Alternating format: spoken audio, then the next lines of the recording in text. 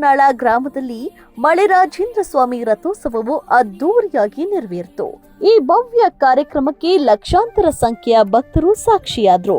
ಭಾವೈಕ್ಯತೆಗೆ ಹೆಸರಾದ ಈ ರಥೋತ್ಸವದಲ್ಲಿ ಸಹಸ್ರಾರು ಭಕ್ತರು ಉತ್ಸಾಹದಿಂದ ತೇರನ್ನ ಎಳೆದ್ರು. ಪಲ್ಲಕ್ಕಿ ಮೆರವಣಿಗೆ, ಮಹಿಳೆಯರಿಂದ ಆರತಿ ಸೇವೆ ಮತ್ತು ಕುದುರೆ ಮೇಲೆ ಆದಿತ್ಯನಾಥ ಸ್ವಾಮೀಜಿಯವರ ಮೆರವಣಿಗೆಯು ರಥೋತ್ಸವದ ಪ್ರಮುಖ ಆಕರ್ಷಣೆಯಾಗಿತ್ತು. ಹೊಸಮುರನಾಳ ಗ್ರಾಮಾಂತ್ಯದ ಸಂಭ್ರಮದ ವಾತಾವರಣ ನಿರ್ಮಾಣವಾಗಿದ್ದು, ಭಕ್ತರು ಶ್ರೀ ಮಳೆರಾಜೇಂದ್ರ ಸ್ವಾಮಿಯ ದರ್ಶನ ಪಡೆದು ಹಾಗೂ ಪೂಜಾ ಕೈಂಕರ್ಯವನ್ನ ಕಣ್ತುಂಬಿಕೊಂಡು ಪುನೀತರಾದರು.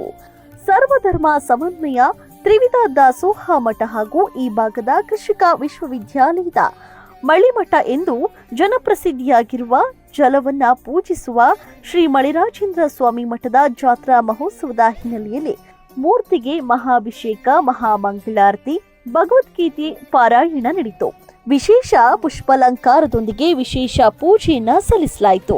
ಹರಕೆ ಹೊತ್ತ ಅನೇಕ ಭಕ್ತಾದಿಗಳು ದೀರ್ಘದಂಡ ನಮಸ್ಕಾರ ಹಾಕಿ ತಮ್ಮ ಹರಕೆಯನ್ನ ಸಲ್ಲಿಸಿದ್ರು.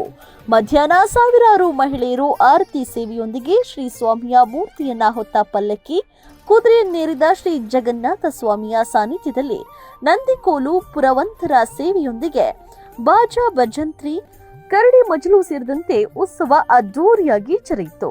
ಆರತಿ ಸೇವೆಯಲ್ಲಿ ಮಹಿಳೆಯರು ಹೆಚ್ಚಿನ ಸಂಖ್ಯೆಯಲ್ಲಿ ಪಾಲ್ಗೊಂಡ್ರು. ಮುಸ್ಲಿಂ ಮಹಿಳೆಯರು ದೀಪದ ಆರತಿಗೆ ಎಣ್ಣೆ ನೀಡಿ ತಮ್ಮ ಸೇವೆಯನ್ನ ಕೂಡ ಸಲ್ಲಿಸಿದ್ರು. ಸಣ್ಣ ರಥೋತ್ಸವದ ಮಠದ ನಂತರ ಶ್ರೀಮಠದಲ್ಲಿ ಮಳೆರಾಜೇಂದ್ರ ಸ್ವಾಮಿ ಮೂರ್ತಿಗೆ ಮಠದ ಶ್ರೀಗಳಾದ ಜಗನ್ನಾಥ ಸ್ವಾಮಿ, ಅಖಂಡ ಸ್ವಾಮಿ ಮಹಾಪುರುಷ ಅವರು ಸಕಲ ಭಕ್ತಾದಿಗಳೊಂದಿಗೆ ವಿಶೇಷ ಮಂಗಳಾರತಿಯನ್ನ ನೆರವೇರಿಸಿದ್ರು.